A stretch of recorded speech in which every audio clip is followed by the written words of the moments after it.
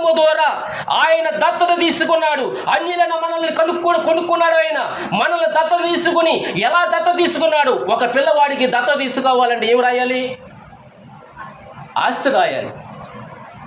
మేము ఆడపిల్ల లేరు, మాకు ఇద్దరు మగోళ్ళే.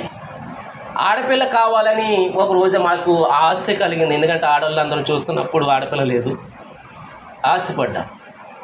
నేను మా ఆవిడ కూడా చెప్పకుండా అనాథాల ఆశ్రమానికి వెళ్ళాను. వెళ్ళి ఒక పిల్ల కావాలండి అని అడిగినప్పుడు వాళ్ళు ఏమన్నారంటే, పిల్ల పేరున ఏమి రాస్తావని అడిగారు. ఏమడిగారండి? పిల్ల పేరున ఏమి రాస్తావు, ఎంత ఆస్తి ఉందని అడిగారు. మాకు ఆస్తిపాస్తులు ఏమి లేదు, మేము ఉంటుంది హరామి స్థలంలోనేనయ్యా అంటే ఇవ్వటము జరగదన్నారు. పిల్ల పేరున ఏదోటి సూటి కావాలి, ఏదోటి రాయాలి అన్నప్పుడు ఇంకా నా చేతులు ఇంకా డబ్బులు ఏమి లేవు, అంతే వచ్చేస్తాను. దేని స్తోత్రం.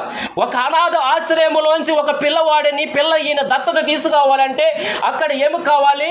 ఆధారము కావాలి. ఇప్పుడు ఒక ప్రభువైన యేసుక్రీస్తు వారు ఇప్పుడు సొంత బిడ్డలను త్రోసివేసి ఇప్పుడు అన్యులైన మనలని ఎందుకు పనికిరాని మనలని ఆయన దత్తత తీసుకోవాలంటే ఇక్కడ ఏమి కావాలి? శ్రూటి కావాలి, అంతే కదా.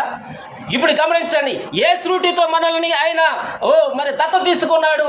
ఆయన రక్తము ద్వారా, హల్లెలూయా, ఆయన సిందించిన రక్తము ద్వారా మనల్ని కొనుక్కున్నాడు, దత్తత తీసుకున్నాడు.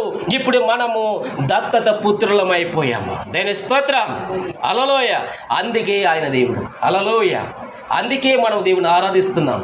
ఇప్పుడు మనం విశ్రాంతిలో లేము, కానీ 8వ రోజున మనము ఏం చేస్తున్నామండి? ఆరాధిస్తున్నాం, సమాజముగా కూడి ఉంటాం. ఈ మందిరములో దేవుడు లేడండి, విశ్రాంతిలో దేవుడు లేడు, ఎక్కడ కూడా దేవుడు లేడు. ఇప్పుడు దేవుడు నీ హృదయం అనే ఆలయంలోనికి రావాలని కోరుకుంటున్నాడు ఆయన. గ్లోరీ.